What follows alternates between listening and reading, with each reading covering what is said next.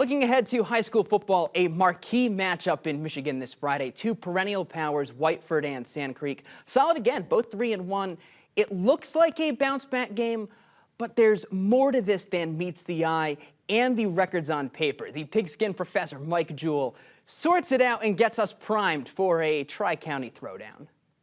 Hey, what if I told you we had a football game on Friday night that involves two top 10 state powers in their respective divisions getting after it in a football game? We've got it, and it's coming as the Sand Creek Aggies steer their way into Ottawa Lake to take on Jason Mensing's Whiteford Bobcats. Both these squads sit at 3-1, but both losses have a bit of an asterisk, especially the Aggies. The Aggies took a COVID-induced forfeit as their only loss, so they're 3-0 on the field. Wow, the Whiteford Bobcats scrambled to find a football game when their opponent from last week was unable to play, and they found one in the Eden Bombers. Now, the Eden Blue Bombers put it up through the air. The Sand Creek Aggies are going to run the rock. John Alexander, last week for Sand Creek, how about 6 touchdowns, 250 yards on 24 carries, eclipsing his school record of 5 touchdowns in the season opener this year.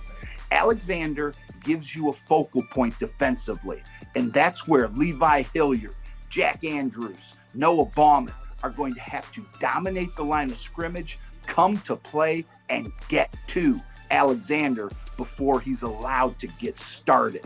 That represents a remarkable challenge for the Whiteford Bobcats at a perfect time in the season. And if we're looking for a shootout as far as an offensive scoring machine, I think the Whiteford Bobcats are primed and ready. Shea Ruddy is doing it all at the quarterback position.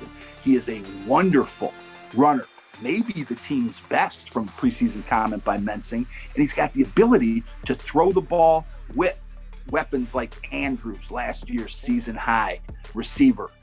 Whiteford knows how to win. Cole Giesecke is a brilliant, tough runner who perhaps has even exceeded expectations this year on the offensive side. But what Whiteford brings to the offensive table is a balance, different weapons to attack, and I think they will be successful. Could we hit the 100-point mark in this football game? I think it's absolutely possible, and that's not because of porous defense on either side. It's because of this electric offense that both teams possess. This should make this an absolute classic. And oh, by the way, it could very well be a classic which we see as a rematch in the playoffs, as both these teams have faced off each other twice in a season, several times. So, Sand Creek Aggies looking to get it done with Alexander. The Whiteford Bobcats looking to assert themselves with that classic balance and attack mode that is Whiteford football. This is going to be a wonderful homecoming, a great football game, top 10 state powers getting after it. Hey, let's stay healthy and keep your eye on both these teams as the season gets even deeper into the autumn. Good luck.